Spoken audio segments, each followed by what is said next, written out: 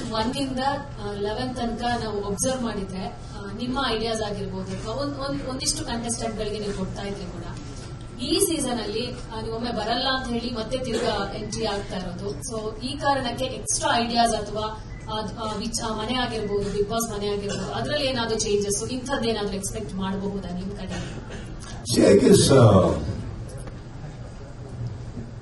ಕೆಲವು ideas incorporate ಆಗಿರಲಿಲ್ಲ, ಅದಕ್ಕೆ ಎಕ್ಸಿಟ್ ಆಗಿದೆ.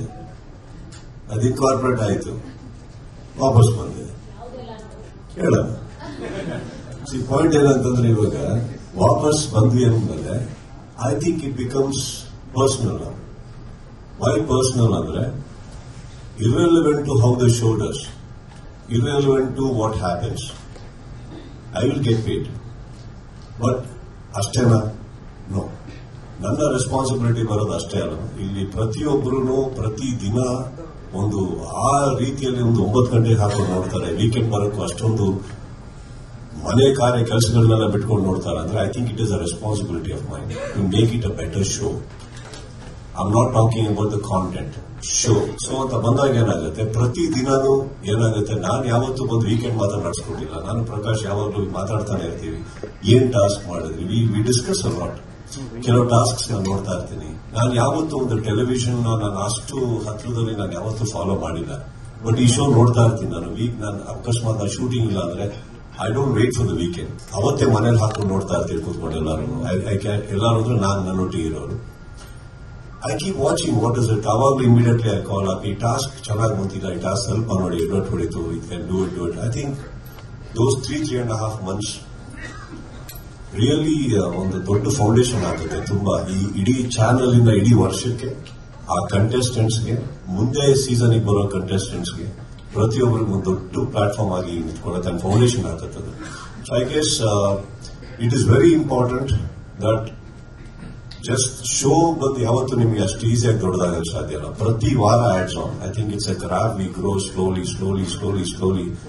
ಎಲ್ಲದಕ್ಕಿಂತ ಹೆಚ್ಚಾಗಿ ನಾನು ಪರ್ಸನಲಿ 11 ಸೀಸನ್ ಅಲ್ಲಿ ನೋಡಿರೋದು, ಓಪನಿಂಗ್ ನಿಮಗೆ ಏನೇ ರೇಟಿಂಗ್ ಬಂದ್ರು there are years where we have lost the rating in the mid, again resume and again rose.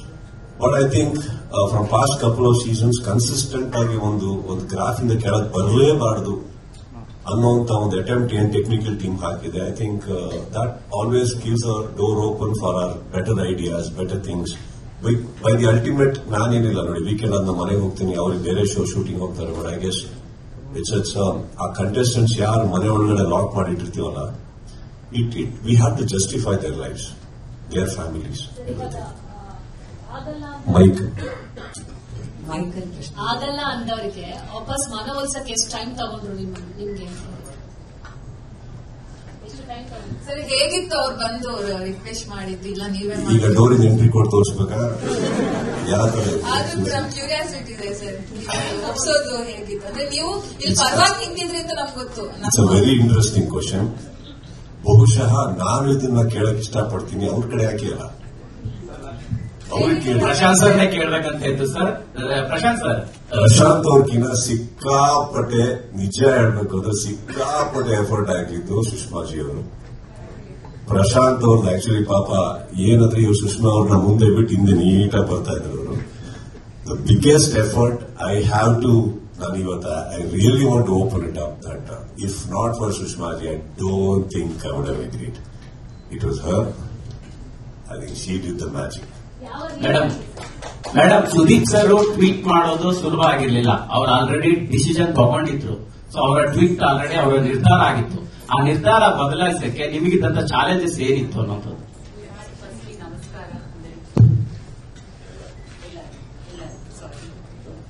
Stage ಕೂತ್ಕೊಂಡು ಕನ್ನಡ ಮಾತಾಡೋದು ಸ್ವಲ್ಪ ಭಯ ಆಗ್ತಿದೆ. So I will switch to English. I try. No, I think yes, he tweeted last year and he mentioned it. He spoke to us. He had, certain thoughts and plans, and he wanted to also probably take a break from the product.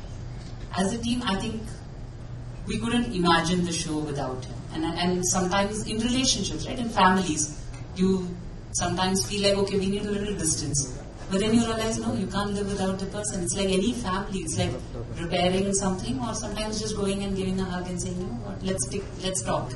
And I think one of you asked the question saying what were the conditions.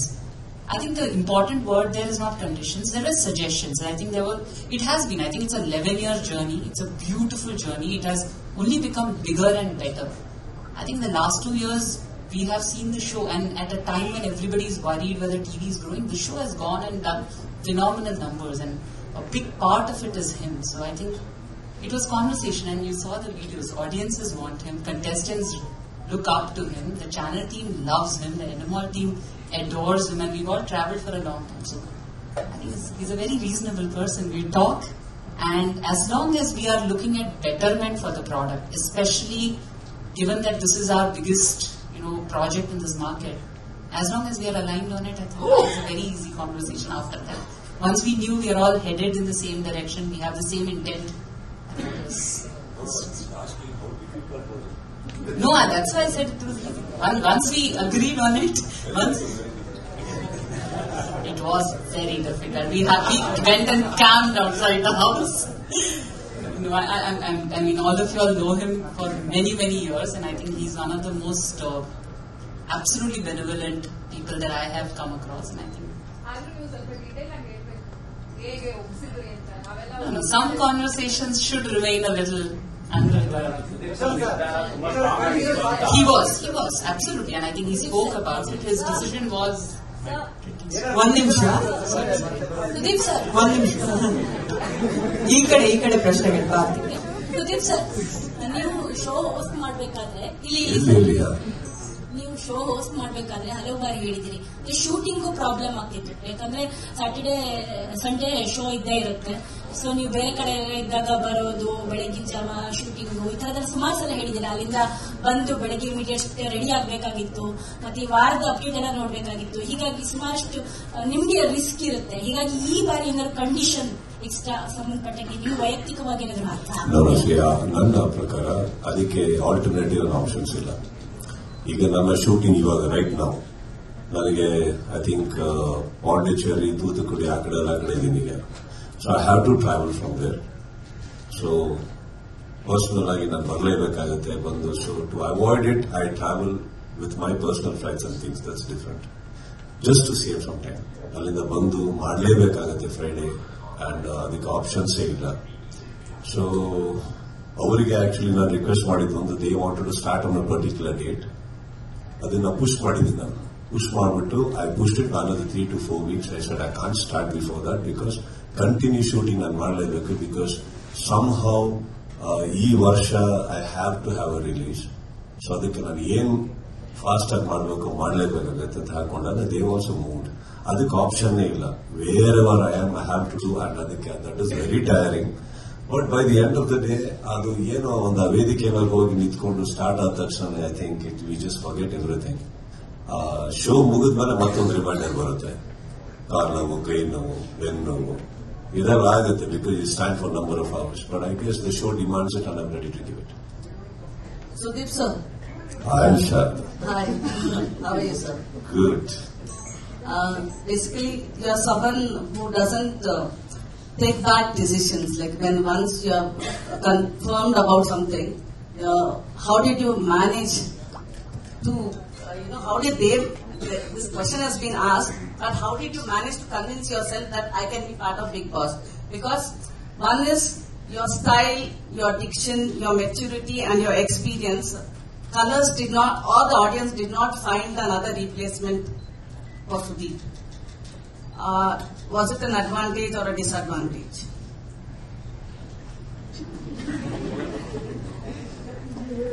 There were multiple questions. One, ನಾನು ತಗೊಂಡಿರೋ decision change ಮಾಡಲ್ಲ. Yeah, usually you don't. Second, how did I convince myself? Yes. Then third ಬಂದ್ಬಿಟ್ಟು ಇನ್ನೊಬ್ಬರಿಗೆ attitude, style, whatever that is not there, is it an advantage or a disadvantage? Because they couldn't find a replacement. Yes. So which one should I answer first? All of it. No, please come one by one. No? So how did you convince yourself, sir? That is important, Alva, because ನನ್ನ ಲೈಫಲ್ಲಿ ನಾನು ಇನ್ನೊಬ್ಬರಿಗೆ convince ಮಾಡೋದು ಮಾತ್ರ ಸೋತಿದ್ದೀನಿ. ನನ್ನನ್ನು convince ಮಾಡ್ಕೊಳಕ್ಕೆ ಯಾವತ್ತೂ ಸೋತೇ ಇಲ್ಲ.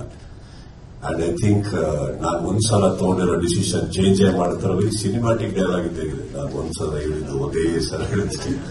It's not like that. I think we all decide because we feel it is important. ಅದಾದ್ಮೇಲೆ ಶಾರದಾ ಅವ್ರು ಏನಾಗುತ್ತೆ, we also keep an I about ಎದುರುಗಡೆ ಇರೋರು ಯಾವ ರೀತಿ ಇದ್ದಾರೆ, ಅವರಲ್ಲಿ ಬರ್ತಾ ಇರೋದ್ರಲ್ಲಿ ಒಂದು ಆನೆಸ್ಟಿ ಇದೆಯಾ, ನೀವು ಬೇಕು ಅವರಿಗೆ ಅನ್ನೋದ್ರಲ್ಲಿ ಒಂದು ಒಂದು ಒಂದು ಒಂದು ಆನೆಸ್ಟಿ ಇದೆಯಾ, ಅದರಲ್ಲಿ ಒಂದು ಪ್ರೀತಿ ಇದೆಯಾ. And again if it is just about business, it just about money, so don't you think Sharada ಅವರೇ that even I will be aware of it, that ಇದೊಂದೇ ಕಾರಣಕ್ಕೆ ನನ್ನ ಕರೀತಾ ಇದ್ದಾರಂತ. ಅಟ್ ದ ಸೇಮ್ ಟೈಮ್ ಇವರೊಬ್ಬರದೇ ಅಲ್ಲ, ಕೂಗಿ ಈ ಕಡೆಯಿಂದನೂ ಬರ್ತಾ ಇರ್ತಲ್ಲ ಜನಗಳಿಂದ, ನೀವೇ ಮಾಡ್ಬೇಕು, ಎಲ್ಲ ಯಾವುದೋ ಫಂಕ್ಷನ್ಗೆ ಹೋಗ್ಲಿ, ಜನಗಳನ್ನ ಮೀಟ್ ಮಾಡ್ಲಿ, ಯಾಕೆ ನಮ್ಮಲ್ಲೇ ಇರುವಂತ ಇಲ್ಲೇ ಎಷ್ಟೋ ಜನ ನನ್ನ ಸ್ನೇಹಿತರು ಪ್ರತಿಯೊಬ್ಬರು ಹೇಳೋರು, ಅವರಲ್ಲೂ ಒಂದು ಆನೆಸ್ಟಿ ಇರ್ತಾ ಇತ್ತು. ಅದೆಲ್ಲೋ ಬ್ಯಾಕ್ ಆಫ್ ದ ಮೈಂಡ್ ಇತ್ತು, ಬಟ್ ಹಾಗಂತ ಚೇಂಜ್ ಆಗ್ತೀನಿ ಅಂತಲ್ಲ. But I heard, I don't think Sharada ಅವರೇ that I think we have taken more than 10 to 12 meetings. And first of all last season ಆಗ್ತಿದ್ದ ಹಾಗೇನೆ they wanted to meet me, but then I told Prashant, ನನಗೆ ಇನ್ನೊಂದು 3 ತಿಂಗಳು 4 ತಿಂಗಳು please don't come here, not for anything else, because ನನ್ನ ತಲೆ 1000 ಓಡ್ತದೆ ಇವಾಗ. ಸೊ ಯಾವುದು ಬೇಡ. I think I want to just be with my moments and my thoughts.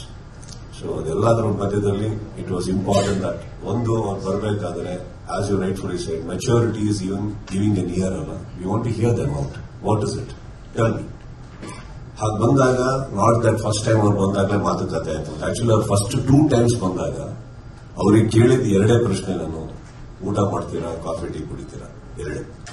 ಅವ್ರು ಏನ್ ಮಾತಾಡ್ಬೇಕೋ ಮಾತಾಡ್ಕೊಂಡು ಹೋಗೋರು. ಅದಾದ್ಮೇಲೆ ನಾನು I have also spoken to my, there is a team of mine, there is a friends of mine, we discuss a lot.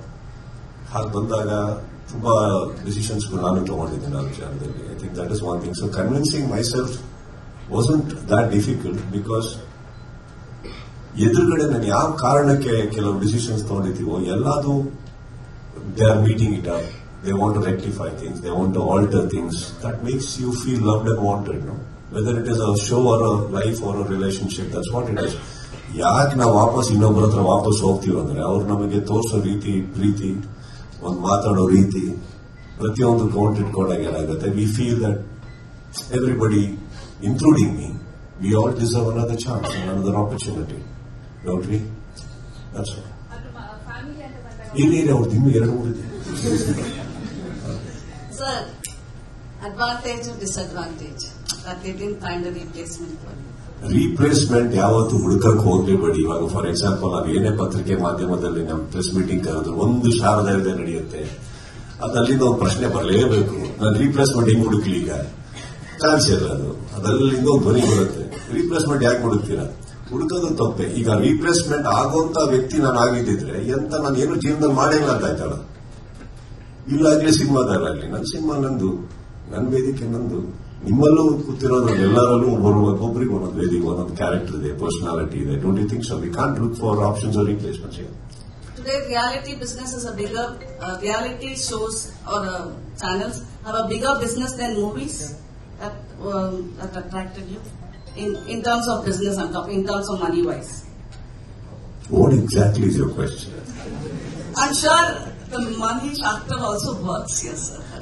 Okay, if it works, it works. It's my personal. Yeah, that's what I'm just asking. What? Whether the priority works because business reality show has become bigger. It takes a bigger picture than the movies you are part of, like. Don't you think so? If a reality show became bigger, I was a big part of the bigger. Whether it is movies or the reality show. So when they are also growing big, don't forget everybody is growing. It is not just one. And what I take and what I don't take is very personal, not because of anything. And ಮನಿಗೆ ದುಡ್ಡಿಗೆ ನಾನು ಆ ತರ ಎಲ್ಲ ತುಂಬಾ ಹಿಂಗ್ ಇಟ್ಕೊಂಡು ಕೂತಿದ್ರೆ ನಾನು ಲೈಫಲ್ಲಿ ನಾನು ಏನೇನೋ ಮಾಡ್ತಾ ಇರಲಿಲ್ಲ. See, it is important. Also, remember one thing. How much I can eat is what I serve in my plate. I'm not very unreasonable towards anything in life. But going by whatever half the year of your time, investment of time goes to Bigg Boss, then how much will you give time to 2 movies? You had promised that you will do 2 movies in 18 months. So will you keep up that promise? Wait and watch.